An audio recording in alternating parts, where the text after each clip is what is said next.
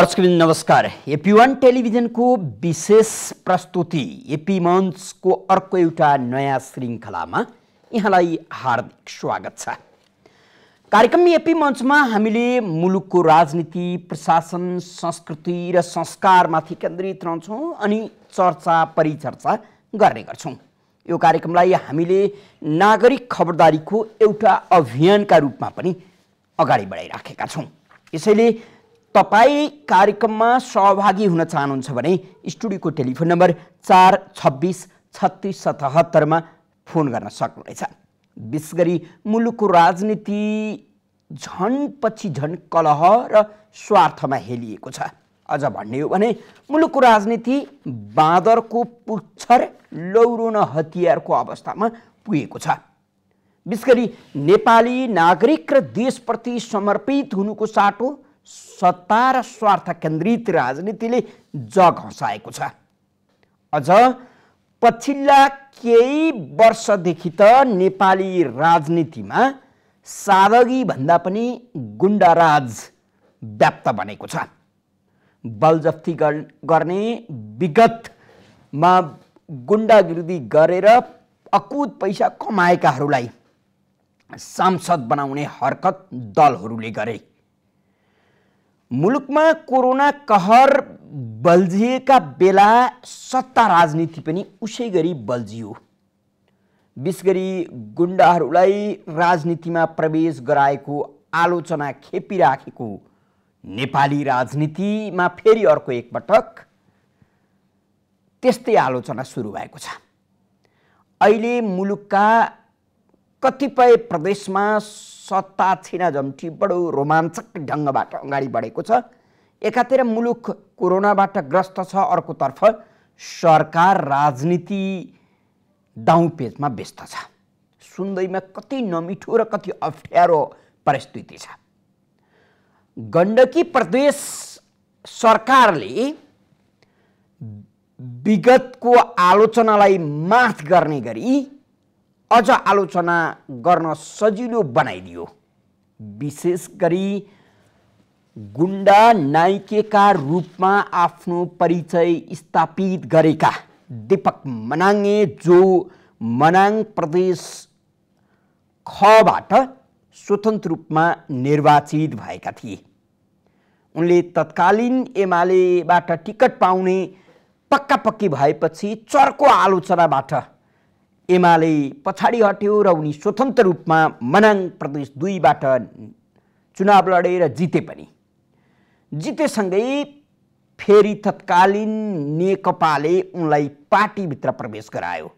पार्टीमा प्रवेश गराएसँगै नेकपाको पनि उस्तै आलोचना भयो। तर आलोचना त्यस्ता व्यक्तिहरूले मात्रै बुझ्दछन् अथवा त्यस्ता व्यक्तिहरूले नै आलोचना आत्मसात गर्छन् र सच्चिने प्रयास गर्छन् जोसँग लाज, शरम र नैतिकता हुन्छ। नेपाली राजनीतिसँग न त लाज छ, न शरम छ, न त नैतिकता छ। यसकारण दीपक मनाङे उर्फ राजीव गुरुङलाई पार्टीभित्र प्रवेश गराएर सार्वजनिक भएको आलोचनाले तत्कालीन नेकपालाई केही पनि छोएन। अहिले त नेकपा एमालेका तर्फबाट दीपक मनाङे गण्डकी प्रदेशका युवा तथा खेलकुद मन्त्री बनिसकेका छन्। उनी मन्त्री बनेर उनको चर्चा यसरी चुलियो कि त्यो चर्चाको मापन नै छैन। चर्चा दुई थरी हुन्छन्, एउटा सकारात्मक र एउटा नकारात्मक।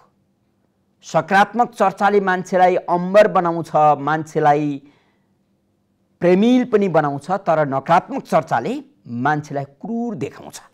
दीपक मनाङे माथिका नकारात्मक चर्चाले उनीलाई मात्रै होइन, गण्डकी प्रदेश सरकार र सिङ्गो नेकपा एमालेलाई पनि क्रूर देखाइदियो। एमालेका कतिपय साधकी नेता कार्यकर्ताले मुख छोपेर हिँड्नुपर्ने स्थिति आयो। दर्जन बढी अपराध गरे र प्रहरीको लिस्टमा रहेका र पटक पटक जेल सजाय भोगेका दीपक मनाङ्गेको 2-4 वर्ष अघिसम्मको परिचय र छवि भनेकै गुण्डा हो। फेरि पनि हामी भन्न सक्छौँ गुण्डा रत्नाकर पछि वाल्मीकि बने, उनी दार्शनिक बने, उनी साधकी बने, उनी तपस्वी बने। यस अर्थले सच्चिने र सुध्रने मौका दिनुपर्छ हामी यो पनि भन्न सक्छौँ। तर बितेका दीपक मनाङ्गेका राजनीतिक यात्राहरू सुध्रिएका जस्ता देखिँदैनन्। त्यसो त नेपाली राजनीतिमा प्रवेश गरेका साधकी मान्छे त अपराधीपूर्ण ढङ्गबाट कर्म गर्छन् भने अझ पृष्ठभूमि नै अपराध भएका मान्छेले के गर्ला कसो गर्ला यो भने सोच्न नसकिने विषय छ। नेपाली राजनीतिको एक किसिमको सामन्तवादी चरित्र, नेपाली राजनीतिको एक किसिमको दादागिरी र नेपाली राजनीतिको देश र नागरिकका प्रति हेपाहा चिन्तन र व्यवहार अचाक्ली लाग्नु छ। दीपक मनाङ्गे एउटा प्रतिनिधि पात्र हुन्। उनी यति बेला नेकपा एमालेका सांसद छन् र प्रदेश गण्डकी प्रदेशका मन्त्री छन्। तर फेरि पनि अरू पार्टीमा त्यस्ता व्यक्ति छैनन् त भन्ने प्रश्न उठ्छ। अरू पार्टीमा पनि यस्ता प्रवृत्ति र चरित्रका व्यक्तिहरू थुप्रै छन् जसले विगतमा आफ्नो परिचय गुण्डा र अपराध कर्ममा स्थापित बनाएका थिए। आजको कार्यक्रममा हामीले जग हँसाउने गरी गण्डकी प्रदेशले दीपक मनाङ्गेलाई मन्त्री बनायो र उसले सिङ्गो राजनीतिलाई अपहेलना गर्यो। विशेष गरी गण्डकी प्रदेश सरकारले नेपाली राजनीतिक संस्कार र संस्कृति पनि भुल्यो। अपराधीपूर्ण ढङ्गबाट अगाडि बढ्न खोजेको नेपाली राजनीतिलाई अझ संस्थागत गर्ने प्रयास गर्यो जुन आलोचना भइराखेको छ। यो आलोचना आम सर्वसाधारण र सिङ्गो देशका लागि अप्रिय पनि छ। हामीले यो विषयमाथि केन्द्रित रहँदै एउटा छोटो सामग्री तयार गरेका छौँ। प्रस्तुत छ उक्त सामग्री।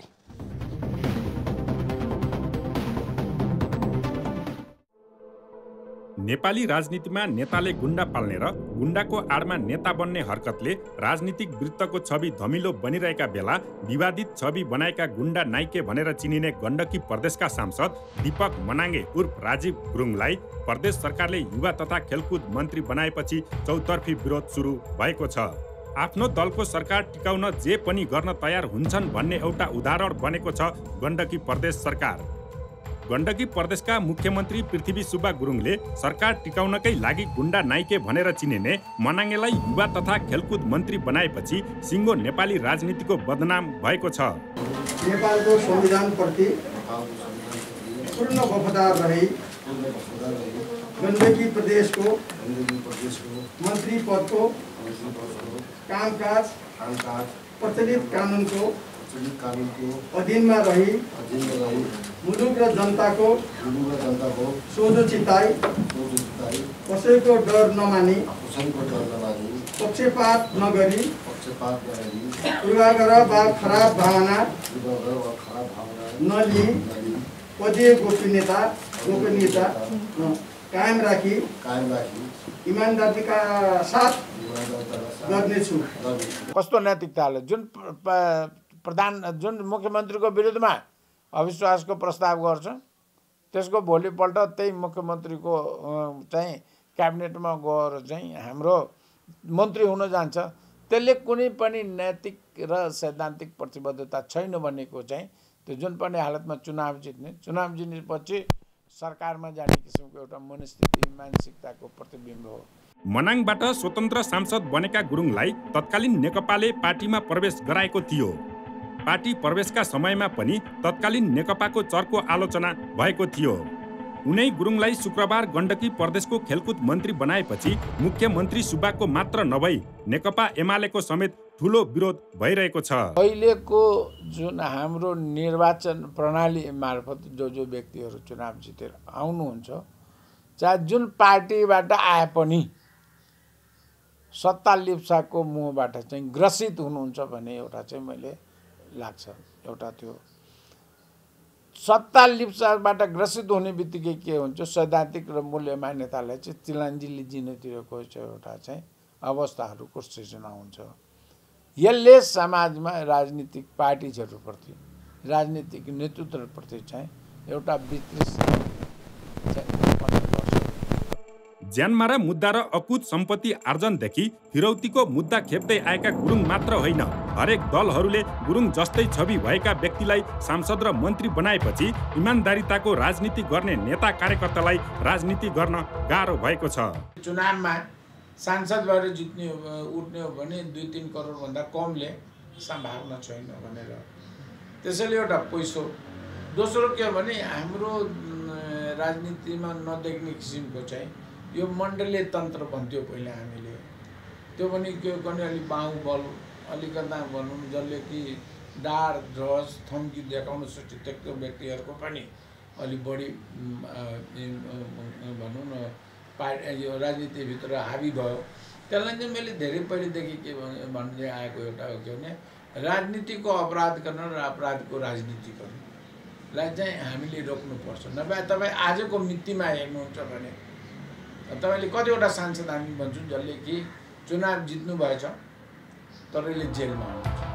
कस्तो छ मन्त्री गुरुङको विगत? विक्रम सम्वत 2050 साल यता काठमाडौँ ठमेल क्षेत्रका रेस्टुरेन्ट बार क्लबहरूबाट हप्ता उठाउने र व्यापारी थर्काउने अनि पैसा असुल्नेको नाइके अर्थात् डन थिए दीपक मनाङ्गे। त्यति बेला ठमेल क्षेत्रमा मनाङ्गेलाई हरेक हप्ता पैसा उठाउने साना ठुला व्यापारी सबै हुन्थे। उनलाई हप्ता बुझाउन आनाकानी गर्ने व्यापारीहरू निशानामा पर्थे। हप्ता असुली र आफ्ना प्रतिद्वन्दीसँग मारापिटी गर्दै आएका मनाङ्गे 2051 सालमा ठमेलको एक्स जोन डिस्कोमा नेपाली सेनाका एकजना मेजरलाई कुटपिट गरेपछि एकाएक चर्चामा आए। मेजरले उजुरी दिएपछि काठमाडौँ जिल्ला प्रशासन कार्यालयले मनाङ्गेलाई 1 वर्ष कैदको सजाय सुनायो। पछि मनाङ्गेले आफू मनाङ्गे नभई राजीव गुरुङ भएको भनी सर्वोच्च अदालत गएपछि उनी रिहा भए। पुनरावेदनमा उच्च अदालत पाटनले दीपक मनाङ्गे र राजीव गुरुङ एउटै भएको प्रहरीको प्रमाणलाई हेरेपछि पुनः 1 वर्ष कैद सजायको फैसला भयो। त्यति बेला ठमेल क्षेत्रमा मनाङ्गेको रजगज भए पनि महाराजगञ्ज चक्रपथमा मिलन चक्रे, चावल क्षेत्रमा राजु गोर्खालीहरूको उदयले उनलाई चुनौती दिएको थियो। जेल सजाय काटेर रिहा भएका मनाङ्गे गुण्डागर्दी ठमेल भन्दा बाहिर विस्तारित मात्रै भएन, राजनीतिक क्षेत्रमा समेत फैलियो। 2061 वैशाख 21 गते पानीपोखरी स्थित एक रेस्टुरेन्टमा मिलन चक्रे समूहसँग झगडा भयो। त्यस बेला मनाङ्गेले मिलन चक्रे अर्थात् मिलन गुरुङको देब्रे हात नै छिनाइदिएपछि उनी झनै चर्चामा आए। फेरि ज्यान मार्ने कसुरमा 2061 चैतमा उनी पक्राउ परे। जिल्ला अदालत काठमाडौँले 2 वर्ष कैद सजायको फैसला सुनाएपछि सजाय काटेर 28 माघ 2063 मा उनी थुना मुक्त भए। यसपछि पनि मनाङ्गेको चर्चा र गुण्डाराज झनै फैलियो। यसै क्रममा स्थानीय तहको निर्वाचनमा सुरक्षा व्यवस्था खलबलाएको भन्दै प्रहरीले पक्राउ गरी 1 हप्ता थुनामा राख्यो। 2068 सालसम्म राप्रपासँग निकट मानिए पनि पछि सङ्घीय समाजवादी पार्टी हुँदै 2074 सालमा एमाले प्रवेश गरे। 2074 सालमा भएको प्रदेश सभा निर्वाचनमा मनाङ क्षेत्र नम्बर 6 बाट टिकट दिने एमाले घोषणा गर्यो। पछि चर्को विरोध भएपछि एमाले पार्टी पछि हटे पनि उनले स्वतन्त्र उम्मेदवार दिएर निर्वाचन जिते। सांसद भएपछि पनि पोखरामा एक सार्वजनिक समारोहमा कास्की फुटबल सङ्घका अध्यक्ष मिलन गुरुङलाई झापट हान्नेदेखि उनको गुण्डागर्दी शैलीको चर्चा चलि नै रह्यो। शुक्रबार मन्त्रालय पाएसँगै उनले पारदर्शिता ढङ्गबाट काम गर्ने प्रतिबद्ध रहेको बताएका छन्।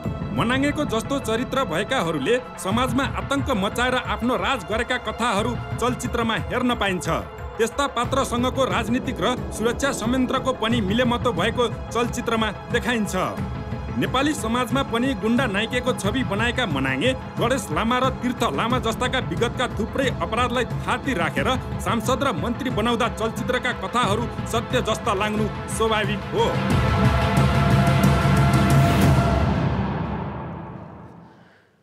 पक्कै पनि हामीले चलचित्रहरूमा हेरेका छौँ कि डन र गुण्डाहरूसँग राजनीतिको मिलीभगत हुन्छ र तिनै डनहरूलाई प्रयोग गरेर राजनीतिमा रजगज गर्न पल्किन्छन् नेताहरू। यो चलचित्रमा यस्ता कथाहरू व्यापकै हेर्ने गरेका छौँ। ती चलचित्रहरू कल्पनातीत थिएनन्, ती चलचित्रका कथाहरू कल्पनातीत थिएनन् कि भन्ने जस्तो लाग्छ नेपाली राजनीतिको अहिलेको अवस्था हेर्दा। फेरि पनि हामीले कामना के गरौँ भने दीपक मनाङ्गे जस्ता व्यक्तिहरू जो अहिले नेपाली राजनीतिमा सांसद हुँदै मन्त्री बनेका छन्, उनीहरू विगतमा रत्नाकर डाँकु जस्ता थिए र अब महर्षि वाल्मीकि बन्न सकुन्, यो कामना गर्नु बाहेक अर्को विकल्प हामीसँग छैन। हामी त्यति धेरै निरीह बनिसकेका छौँ। फेरि पनि नेपाली राजनीतिका रत्नाकरहरू महर्षि वाल्मीकि बन्नेछन् भन्ने कल्पना गर्नु पनि मिथ्या जस्तै हुनेछ। कारण नेपाली राजनीति नै अपराधपूर्ण ढङ्गबाट अगाडि बढेको छ कि भन्ने त्यस्तो अनुभव, त्यस्तो आभास तपाईँ हामीले गर्न सक्छौँ। विशेष गरी नेपाली राजनीतिमा यस्तो किन हुन्छ र मनाङ्गे प्रदेश 4 को मन्त्री बनिरहँदा यसको सन्देश कस्तो जाँदैछ, यो विषयमाथि केन्द्रित रहेर छोटो कुराकानी गर्नका लागि हामीले पूर्व प्रहरी नायब महानिरीक्षक डिआइजी रमेश खरेलज्यू सामाजिक अभियन्ताका रूपमा पनि यति बेला प्रसिद्ध हुनुहुन्छ, उहाँलाई आमन्त्रण गरेका छौँ। फोन सम्पर्कमा हुनुहुन्छ पूर्व डिआइजी रमेश खरेल, उहाँलाई स्वागत गरौँ। खरेलज्यू, यहाँलाई AP1 टेलिभिजनमा हार्दिक स्वागत छ। हस्, धन्यवाद। हजुर खरेलज्यू, अब विशेष गरी तपाईँले नै पनि आफ्नो जागिरीय जीवनमा विशेष गरी गुण्डाहरूलाई तह लगाउनका लागि अपराध गरेर समाजमा आफ्नो आधिपत्य स्थापित गर्न पल्केकाहरूलाई तह लगाउनका लागि निकै कसरत गर्नुभयो, प्रयास गर्नुभयो। कतिपय त्यस्ता व्यक्तिहरू नेपाली राजनीतिमा अहिले नेताका रूपमा कहलिएका मात्रै छैनन् कि सांसद समेत भएका छन्। अब दीपक मनाङ्गे त मन्त्री बनिसक्नु भएको छ। यसले कस्तो सन्देश दिँदैछ नेपाली समाजलाई? तपाईँले के सोच्दै हुनुहुन्छ? अलिकति तपाईँको अनुभव अथवा तपाईँको सोचाइ, तपाईँको विश्लेषण सुनाइदिनुहोस् न। हस्, धन्यवाद छ। यहाँले मलाई चाहिँ यो जुन बोलाउनु भयो, यो AP1 टेलिभिजनमा बोलाउनु भयो, त्यसको लागि धन्यवाद छ। दीपक मनाङ्गे अब मन्त्री भएको मैले पनि सुने। दीपक मनाङ्गे त केही पनि होइन, एउटा फ्याउरे गुण्डा हो, मन्त्री भयो। त्यसबाहेक यो 3 करोड नेपालीलाई आतंक गर्ने मान्छेहरू प्रधानमन्त्री भइरहेका छन्। हिजो पनि भए, अहिले पनि छन्, भोलि पनि हुँदैछन् अहिलेको अवस्थामा। त्यसकारणले दीपक मनाङ्गे जस्तो मान्छे एउटा फ्याउरे गुण्डा मन्त्री हुनु कुनै ठुलो कुरा हो? यहीँनिर खरेलज्यू, यो यहाँले फ्याउरे गुण्डाको संज्ञा दिनुभएको छ नि, यो भनेको अत्यन्तै सानो केही न केहीको गुण्डा जसले अब हामीलाई राज गर्ने भयो भन्न खोज्नुभएको हो? होइन, राज त अरू त के भने आतंककारीहरूले गरिसके। यसमा यो चाहिँ जुन कुशासनमा व्याप्त छन्, भ्रष्टाचारमा व्याप्त छन्, भागबण्डामा व्याप्त छन्, लम्पसारवादलाईमा चाहिँ प्रश्रय गर्ने मान्छेहरू व्याप्त छन्, जसले चाहिँ भागबण्डा, लम्पसारवाद यस्ता चाहिँ भ्रष्टाचारबाट, कुशासनबाट अहिले राज चलाइरहेछन्। ती हिजो पनि प्रधानमन्त्री भए, अहिले पनि भएका छन् र भोलि पनि हुनेवाला अहिलेको कन्टेक्स्टमा। खरेलज्यू, यहाँले अब बडो आँटका साथ, बडो साहसका साथ एकजना पूर्व प्रहरी नायब महानिरीक्षक जस्तो व्यक्तिले जुन किसिमको टिप्पणी गर्दै हुनुहुन्छ, यो टिप्पणीलाई आम सर्वसाधारण नागरिकले कसरी लिने होला? अब हाम्रो भविष्य सुरक्षित छ भन्ने कि नभन्ने सोच्ने कसरी होला? सर्वसाधारण नागरिकले तपाईँको यो टिप्पणीलाई कसरी लिनु पर्ला? नेपाली आम 3 करोड नेपालीले अब हिजोको जस्तो गल्ती नगर्नुहोस्। यस्ता बेमानहरू, यस्ता भ्रष्टाचारीहरू, यस्ता कुशासनमा लाग्ने व्यक्तिहरू जसले चाहिँ भागबण्डामा गरेका छन्, लम्पसारवादलाई प्रश्रय गरेका छन्, जसले चाहिँ चाकडीबाजलाई प्रश्रय गरेका छन्, त्यस्ता मान्छेलाई कुनै पनि कस्टमा तपाईँहरूले चाहिँ प्रश्रय नगरिदिनु होला। तपाईँहरू 3 करोड नेपालीहरू पावरफुल हुनुहुन्छ, तपाईँहरूले नै चयन गर्ने हो। अब आउने निर्वाचनमा तपाईँहरूले चयन गर्ने हो। यस्ता मान्छेलाई चाहिँ चयन गर्नुहोस्। अब यो बातसँग नलाग्नुहोस् तपाईँ। बात त हामीले सबै टेस्ट गरिसक्यौँ, काङ्ग्रेस पनि टेस्ट गऱ्यौँ, कम्युनिस्ट पनि टेस्ट गऱ्यौँ, राजालाई पनि टेस्ट गऱ्यौँ। अब यस्तो टेस्टमा नलाग्नुहोस्। जो व्यक्ति छ, जुनसुकै बात होस्, जो व्यक्ति इमान्दार छ, आफूले बोलेको कुरा चाहिँ कार्यान्वयन गर्छ, प्र्याक्टिस गर्छ, त्यस्ता मान्छेलाई मात्र चयन गरौँ। अपराध हजुर हजुर खरेलज्यू अब विगतमा तपाईँ बहाल भइरहँदा दीपक मनाङलाई गुण्डाका रूपमा समात्नका लागि, कारवाही गर्नका लागि लखेटिरहनुहुन्थ्यो। अहिले उनी मन्त्री बनेका छन्, तपाईँ भूतपूर्व डिआइजी बन्नुभएको छ। कहीँ कतै जम्का भेट भयो भने सुरक्षा संयन्त्रको त्यो एक किसिमको अनुशासनले तपाईँलाई दीपक मनाङका अगाडि कस्तो बनाइदिएला? तपाईँले स्याल्युट गर्नु होला कि अथवा तपाईँ अब अहिले जसरी टिप्पणी गरिरहनु भएको छ स्वतन्त्र नागरिकका हिसाबले त्यो ढङ्गको व्यवहार देखाउनु होला कि अलिकति कल्पना गर्न मन लाग्यो? तपाईँ कल्पना गर्नुहोस्, रमेश खरेलले जे बोल्छ त्यो गर्छ। दीपक मनाङे त केही पनि होइन। यी आतंककारीहरू जो भ्रष्टाचारमा व्याप्त छन्, 3 करोड नेपालीलाई चाहिँ शोषिरहेका छन्, नेपाल आमाको रगत खाइरहेका छन्, तिनीहरूलाई पनि रमेश खरेलले केही वास्ता गर्दैन। किनभने जो 3 करोड नेपालीहरूप्रति इमान्दार छ, पारदर्शी छ, जिम्मेवार छ, तिनीहरूप्रति के हुन्छ, आदर गर्छ, नत्र कसैलाई पनि गर्दैन। अब अन्त्यमा भनिदिनुहोस्, दीपक मनाङे प्रदेश नम्बर 4 को युवा तथा खेलकुद मन्त्रीमा नियुक्त भए भन्ने समाचार तपाईँले पहिलो पटक सुन्दा तपाईँलाई कस्तो भयो, कस्तो लाग्यो, कस्तो अनुभव गर्नुभयो? केही पनि भएन, किनभने दीपक मनाङे भन्दा माथिका ग्रेडका आतंककारीहरूले देश चलाइरहेछन्। दीपक मनाङे केही पनि होइन, त्यो भन्दा माथिल्लो आतंककारीहरूले देश चलाइरहेछन्। भनेको हामी अझ तल गिर्दैछौँ अथवा हामीलाई शासन गर्नेहरू अझ कमजोर मनस्थितिका, अझ अपराधपूर्ण कर्मबाट अगाडि आएका व्यक्तिहरू अग्रसर हुनेछन्? त्यो भइसकेका छन्, हुनेछन् होइन। दीपक मनाङे मन्त्री हुनुभन्दा अगाडि नै भइसकेका छन्, यो भ्रममा नपर्नुहोस्, भइसकेका छन्। अब तपाईँले यति धेरै कुरा स्पष्ट रूपमा भनिसकेपछि अब हामीले गरेको जिज्ञासा अथवा आम सर्वसाधारणले गर्दै गरेको जिज्ञासालाई पनि मेटाइदिनु हुनेछ।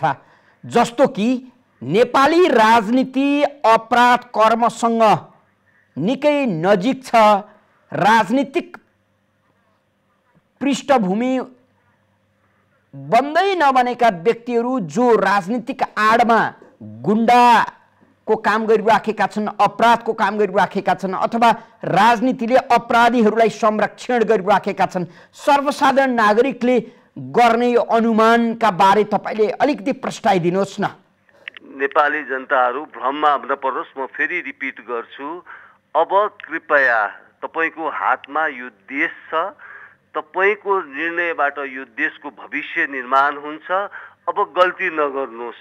तपाईँहरूले 30 वर्ष, 40 वर्ष, 50 वर्ष ट्रायल गरिसक्नुभयो, टेस्ट गर्नु भइसक्यो। फेल भएका मान्छेलाई फेरि पनि चयन नगर्नुहोस्, यति मात्र भन्न चाहन्छु। खरेलज्यू, यहाँले आफ्नो व्यस्त समय AP1 टेलिभिजनलाई उपलब्ध गराइदिनु भयो, यहाँलाई धेरै धेरै धन्यवाद दिन्छु। धन्यवाद छ। तपाईँहरू चाहिँ कम्प्रोमाइज नगर्नुहोस्, आफ्नो आत्मालाई, विवेकलाई कम्प्रोमाइज नगर्नुहोस्। पक्कै पक्कै पक्कै। उहाँ हुनुहुन्थ्यो प्रहरी नायब महानिरीक्षक, पूर्व प्रहरी नायब महानिरीक्षक DIG रमेश खरेल। उहाँसँग हामीले विशेष गरी नेपाली राजनीतिको अपराध कर्मसँगको सम्बन्ध कस्तो छ, प्रदेश नम्बर 4 मा युवा तथा खेलकुद मन्त्री बनाइएका दीपक मनाङे को यो अहिलेको मन्त्री पदसम्मको यात्राले नेपाली राजनीति र समाजलाई कस्तो सन्देश दिन्छ, यी र यस्तै प्रश्नमाथि केन्द्रित रहँदै पूर्व DIG रमेश खरेलसँग छोटो संवाद गऱ्यौँ। कार्यक्रम AP मञ्चमा अहिलेलाई भने एउटा व्यावसायिक विश्राम लिन्छौँ र त्यसपछि पुनः अर्को यस्तै महत्त्वपूर्ण विषयका साथ उपस्थित हुनेछौँ।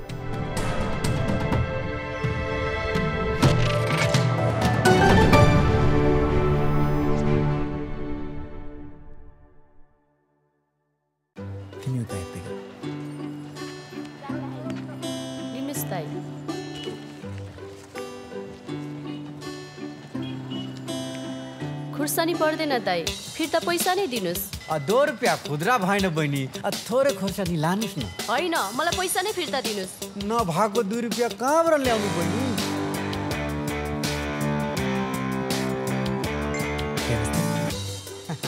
2 रुपियाँको लागि किन रिसाउनु? प्रभु बैंकको क्युआर कोड छँदैछ त। स्मार्ट मान्छे, स्मार्ट तरिका। प्रभु बैंकको मोबाइल ब्याङ्किङ। प्रभु bank, a reason for your success. शिखर स्वास्थ्य बीमा 1000 भन्दा बढी प्रकारका रोगहरूको उपचार खर्च समेटिएको, बिना झन्झट, 100% भुक्तानी र नगद रहित उपचार।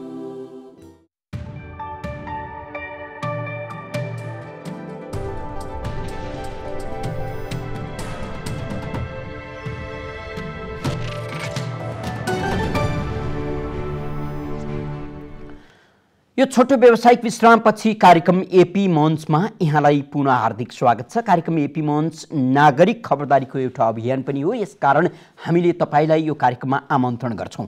तपाईको सहभागिता र तपाईको खबरदारीपूर्ण आवाजले मुलुकको बिग्रदो राजनीतिलाई थितिमा ल्याउन सक्छ, मुलुकको कमजोर बन्दै गएको भ्रष्ट प्रशासनलाई अनुशासित बनाउन सक्छ र सिङ्गो मुलुक र तपाई हाम्रो भविष्य जोगिन सक्छ। यसकारण पनि कार्यक्रममा हामीले खबरदारी गर्नका लागि कुनै कन्जुसियाई गर्दैनौँ र त्यो पनि तपाईको साथमा।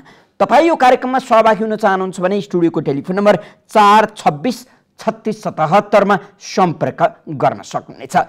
426 3677 तपाईका लागि खुल्ला छोडिएको टेलिफोन नम्बर हो। नेपालीमा एउटा उखान छ, मामाको घोडी मेरो हिही। मामाको घोडा भइसकेपछि, मामाको घोडा चढिसकेपछि हाँस्न, हिही गर्न, मनपरी गर्न के को लाज, के को शरम? घोडा जो छ त्यो मामाको छ। अहिले नेपाली राजनीतिका लागि ठ्याक्कै त्यही उखान मिल्दोजुल्दो छ। देशको सम्पत्तिमाथि रजाई गर्न, निरीह नागरिकमाथि राजनीति गर्न दल र नेताहरूलाई कुनै सङ्कोच हुँदैन। सङ्कोच हुन्थ्यो भने अहिले ठेकेदार, गुण्डा, अपराध कर्म गरेका व्यक्तिहरू सांसद बन्ने थिएनन्। अब हुँदा मन्त्रीसम्म बनाइएको अवस्था छ। यसको अर्थ देश राजनीतिक वृत्तका लागि मामाको घोडी बनेको छ र उनीहरू यही देशमाथि सवार गरेर ठट्टाबाजी गरिराखेका छन्। त्यो ठट्टाका मुख दर्शक तपाईँ हामी बनिराखेका छौँ।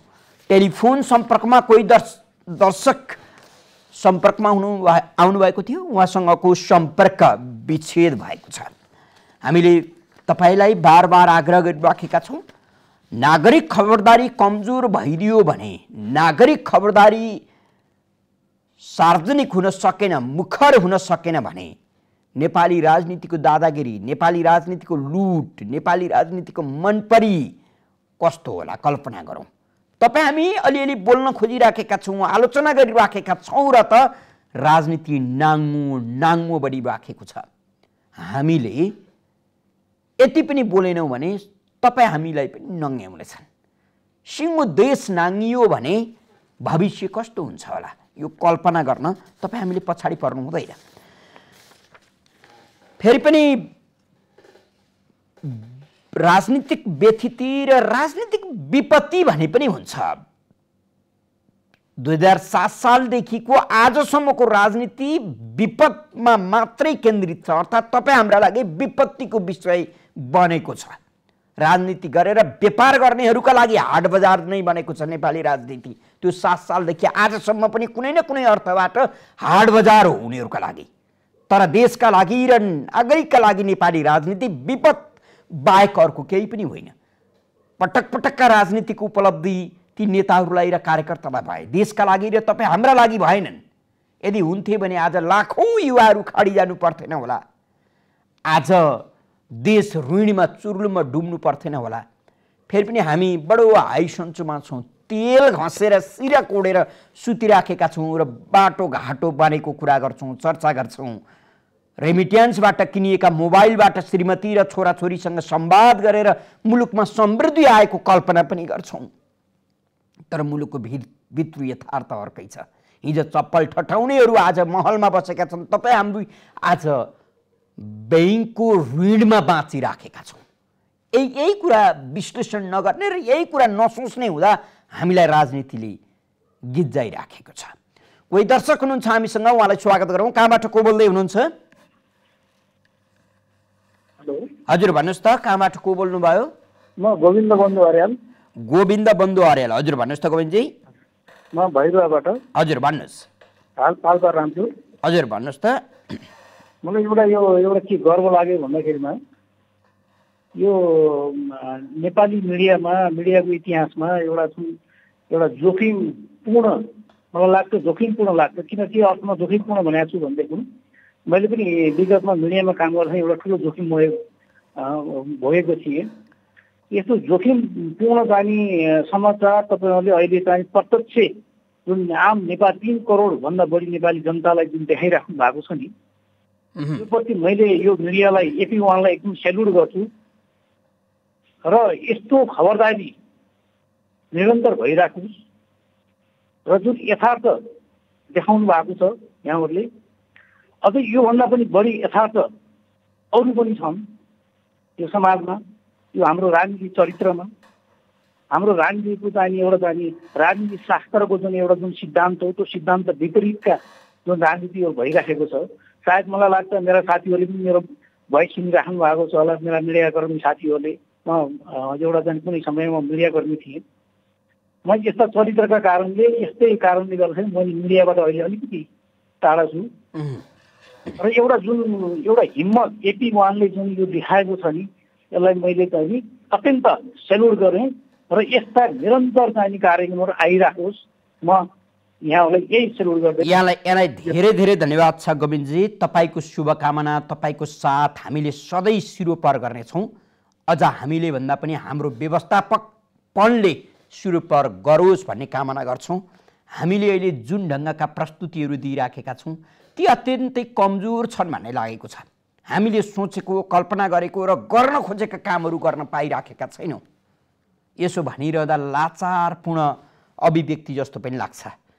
सञ्चार माध्यमले जनताका सामु, दर्शकका सामु, श्रोताका सामु, पाठकका सामु पस्कनु पर्ने धेरै विषयहरू छन्। ती विषय त्यस्ता छन्, राज गर्नेहरूले हामीमाथि बेइमानी गरिराखेका छन्, हामीमाथि अराजकता लादेका छन्, हामीमाथि व्यापार गरेका छन् र सिङ्गो देश र नागरिकलाई बेचिराखेका छन्।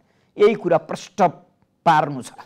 फेरि पनि यसका लागि एकजना कुनै पत्रकार, एउटा कुनै समूह, एउटा टिम मात्रै लागेर हुँदैन। व्यवस्थापकको चासो र चिन्ता पनि उत्तिकै हुन जरुरी छ। सम्भवतः गोविन्दजीले त्यसलाई सङ्केत पनि गर्नुभएको थियो। फेरि पनि टेलिफोन सम्पर्कमा अर्का कोही दर्शक हुनुहुन्छ, उहाँलाई स्वागत गरौँ। कहाँबाट को बोल्दै हुनुहुन्छ? हजुर, मेरो नाम आनन्द न्युरे, म चितवनबाट। हजुर आनन्द घिमिरेज्यू भन्नुहोस् त।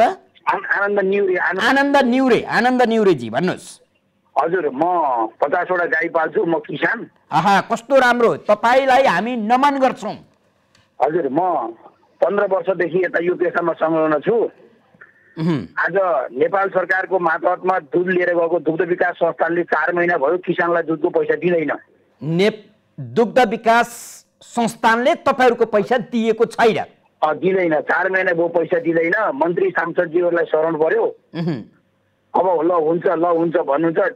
जिएमलाई भन्यो, त्यसको अध्यक्षलाई भन्यो, सचिवलाई भन्यो, ल हुन्छ 5 दिन 10 दिन 15 दिनमा हुन्छ भन्यो। किसानहरूले तपाईँको दाना चोकर गाई भैँसीलाई खुवाउन नसकेर गाई भैँसी दाममा मर्ने अवस्था आयो। अब तपाईँको सम्मानित न्युरेज्यू, यो समस्या तपाईँ एकजना कृषकको मात्रै होइन नि, होइन? यो मुलुकभरिका किसानको। अब दुग्ध विकास संस्थानलाई चितवन जिल्लाका धेरै व्यवसायी किसान र सहकारीहरूले दुध दिन्छौँ। आज यो दुग्ध विकास संस्थानको तपाईँको पीडाले गर्दा 10,000 युवाहरू पेसाबाट पलायन हुनु होइन भने अब तपाईँहरूलाई यति गरेर पुग्छ त भने तपाईँहरूले देशमै गाई पाल्ने, देशमै दुध उत्पादन गर्ने, देशमै तपाईँहरूले दुध बेच्ने, अनि तपाईँहरूलाई दुःख नदिएर अरू कसलाई दिनु त? तपाईँहरू खाडी जानु पर्थेन भने तपाईँहरू गल्ती गर्नुहुन्छ अनि सरकारले सजाय दिए होला नि त। सजाय दियो हजुर, सजाय दिएर बाँच्नै नसक्ने बनायो। न्युरेज्यू, अब तपाईँसँग हामीले कसरी सम्पर्क गर्ने? तपाईँको सम्पर्क सूत्र हामीलाई केही बताइदिनु होला। साथीहरूले सम्भवतः तपाईँसँग सम्पर्क गर्नुहुनेछ। आजलाई भने तपाईँलाई धेरै धेरै धन्यवाद दिन्छौँ। हस् त। यो मुलुक कृषि प्रधान देश हो भन्ने गर्छन् हाम्रा शासकहरू। तर कृषि प्रधान देशका कृषकहरूको हालत कस्तो छ एउटा दृष्टान्त हुनुहुन्छ आनन्द न्युरे। आनन्द न्युरे जस्तै हजारौं कृषकहरू सरकारबाट मार खाइराखेका छन्। मुलुकमा केही चिजहरू आत्मनिर्भर बन्न खोज्यो भने त्यसको घाँटी न्याकेर निरुत्साहित गर्नका लागि सरकार नै उद्धत किन हुन्छ? कहाँबाट सञ्चालित छ यो मुलुक? बडो विचित्रको देश छ।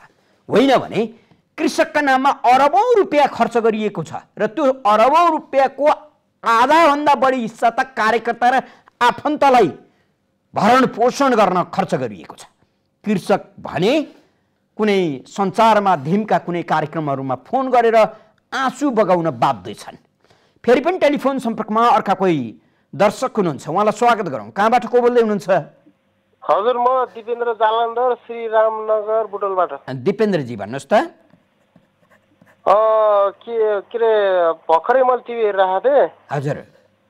अनि हजुरकै च्यानल हेर्दाखेरि चाहिँ के भयो दिपक मनाङ्गे मन्त्री भयो भने सुने। मलाई चाहिँ अति मन परेन, के अरे ठिक लागेन हेर्नुहोस्। अनि यस विषयमा के बोलौँ भनेर। पक्कै दिपेनजी भन्नुहोस् न तपाईँ हामीले यो खबरदारी गर्ने।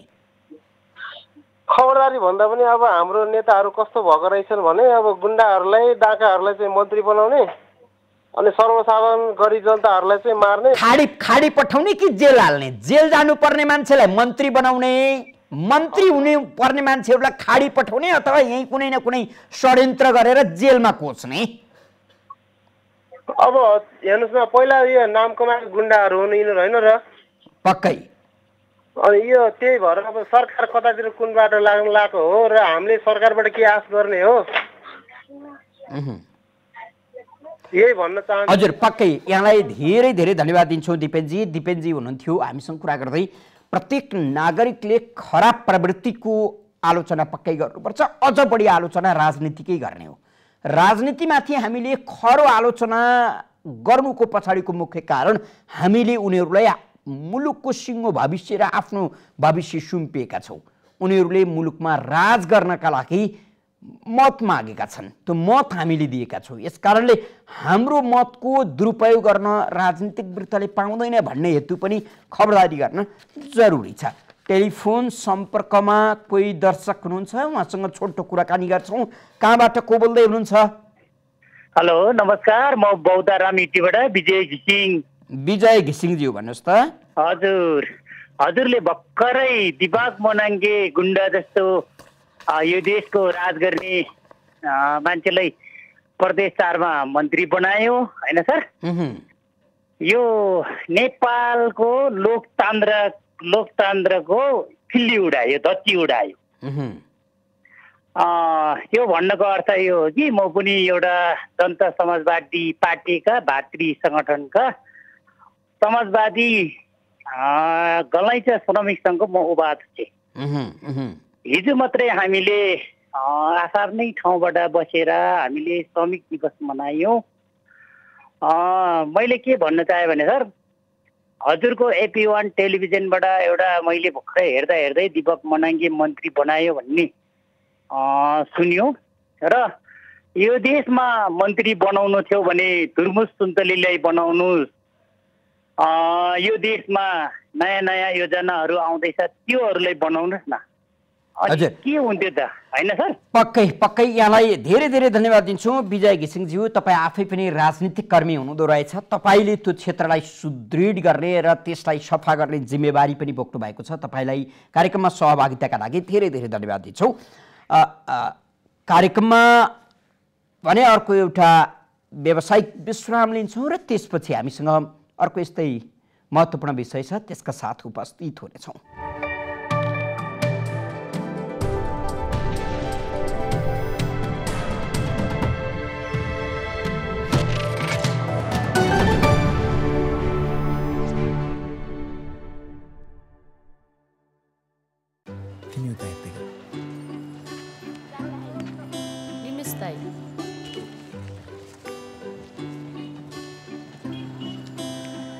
खुर्सानी पर्दैन दाइ, फिर्ता पैसा नै दिनुस्। 2 रुपियाँ खुद्रा भएन बहिनी, थोरै खुर्सानी लानुस् न। होइन, मलाई पैसा नै फिर्ता दिनुस्। नभएको 2 रुपियाँ कहाँबाट ल्याउनु बहिनी?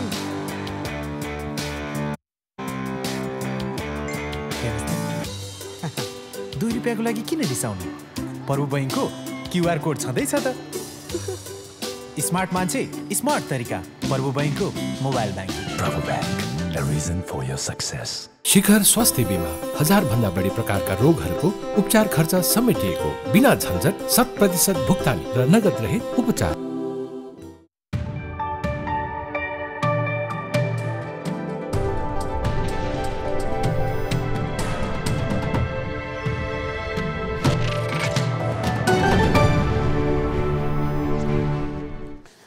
यो छोटो व्यावसायिक विश्रामपछि कार्यक्रम एपी मञ्चमा यहाँलाई पुनः हार्दिक स्वागत छ। कहिलेकाहीँ हाम्रो बुद्धुपन, हाम्रो बहादुरीपन बडो ताजुक लाग्दो छ। महान कवि भूपी श्रीचन्दले हामी बुद्धु छौँ र वीर छौँ यसै भन्नुभएको रहेनछ भन्ने जस्तो पनि लाग्छ। अहिले मुलुक कोरोना कहरमा जकडिएको छ। विश्व कोरोनाबाट त्रसित छ।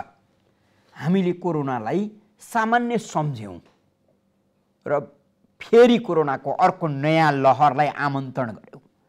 अहिले दिनमा 2 दर्जनभन्दा बढी मानिसहरू मरिराखेका छन्। हजारौँ मानिसहरू सङ्क्रमित भइराखेका छन्।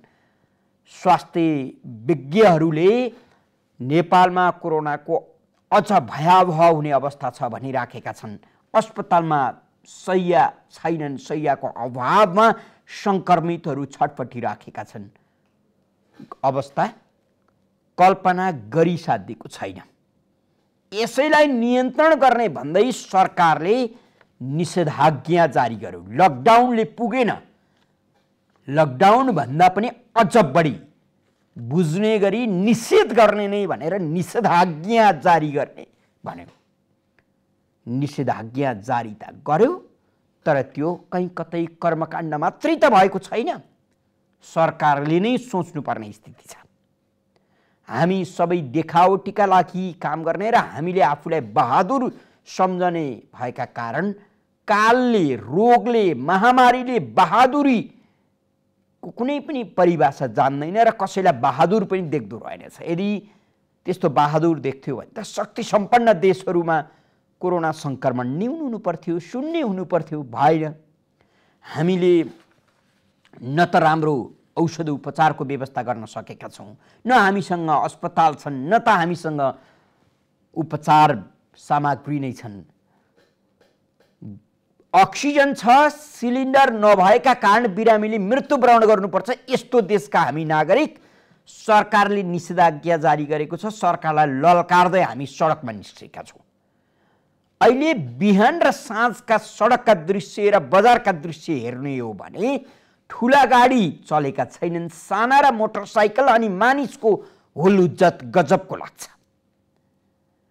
सरकारले दिएका पास र सरकारले सम्बन्धित संस्थाका परिचय पत्रका आधारमा हिँडडुल गर्न दिने गरेको निर्णयले निषेधाज्ञालाई नै खिल्ली उडाइदिएको छ। यही विषयमाथि केन्द्रित रहेर हामीले एउटा छोटो रिपोर्ट तयार गरेका छौँ। प्रस्तुत छ उक्त रिपोर्ट।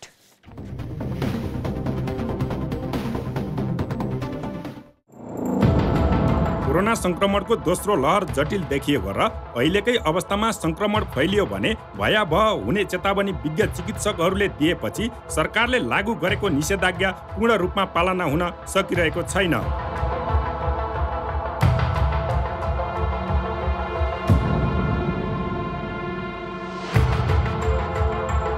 वैशाख 16 गतेदेखि लागू गरिएको निषेधाज्ञा पहिलो दिनदेखि नै उल्लङ्घन गरिएका दृश्यहरू देखिए।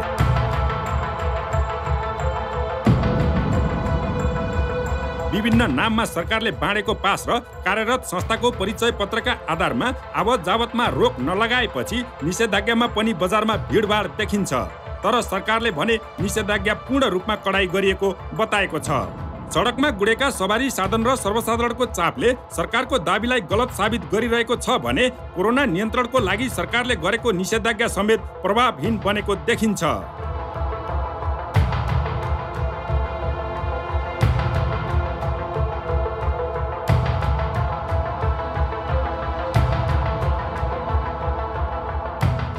सरकारले लागू गरेको निषेधाज्ञा प्रभावकारी नभएको भन्दै COVID-19 crisis management centre CCMC को शनिबारको बैठकले निषेधाज्ञालाई कडा पारिने निर्णय समेत गरेको थियो।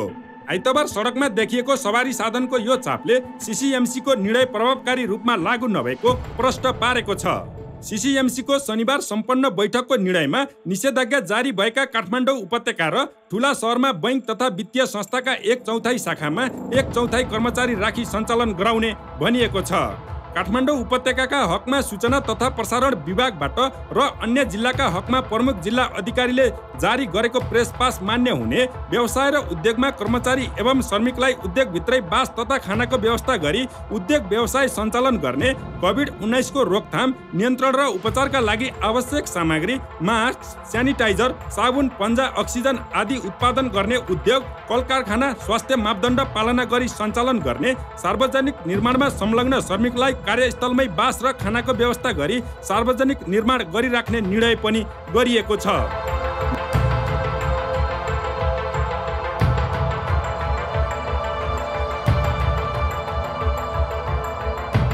निषेधाज्ञाको समयमा काठमाडौँ उपत्यकाभित्र 3000 भन्दा बढी सुरक्षाकर्मी परिचालन गरिएको छ।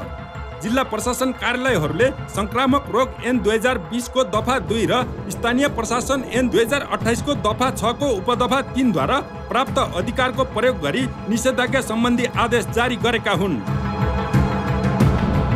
संक्रामक रोग ऐन 2020 अनुसार उक्त ऐन अन्तर्गत दिएको आदेशलाई अपहेलना गर्ने व्यक्तिलाई 1 महिनासम्म कैद वा 100 रुपैयाँसम्म जरिवाना अथवा दुवै सजाय हुने व्यवस्था गरेको छ। तर उपत्यकामा यो प्रावधानको कुनै पालना भएको छैन, जसले गर्दा कोरोना संक्रमणको अवस्था झनै भयावह बन्ने निश्चित जस्तै छ।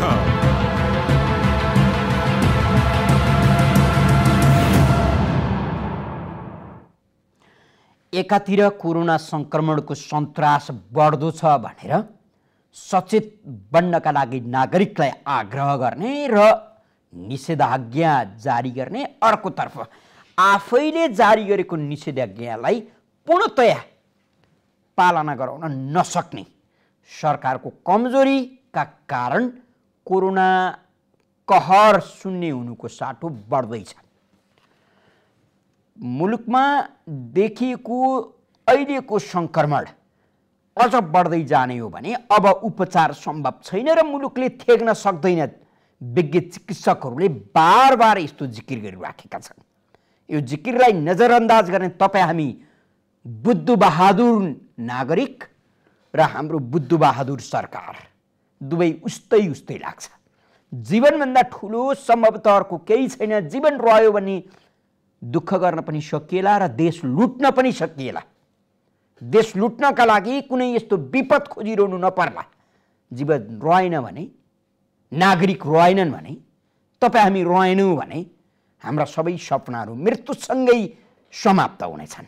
यसकारण सरकारले पनि जारी गरेको निषेधाज्ञालाई पूर्णतया कडा गर्न जरुरी छ, सफल बनाउन जरुरी छ भने सरकारका निर्देशन अथवा सरकारले जारी गरेको निषेधाज्ञाको अनुशासित भएर पूर्ण पालना गर्नुपर्ने आम सर्वसाधारण नागरिकको कर्तव्य हुन आउँछ। कार्यक्रम एपी मञ्चको आजका लागि निर्धारित समय सकिसकेको छ। कार्यक्रम हेरेर अनि कार्यक्रममा आफ्नो सहभागिता जनाइदिएर साथ दिनुहुने तमाम दर्शकवृन्दलाई धेरै धेरै धन्यवाद दिँदै कार्यक्रमबाट आजका लागि बिदा हुन्छौँ। जय नागरिक।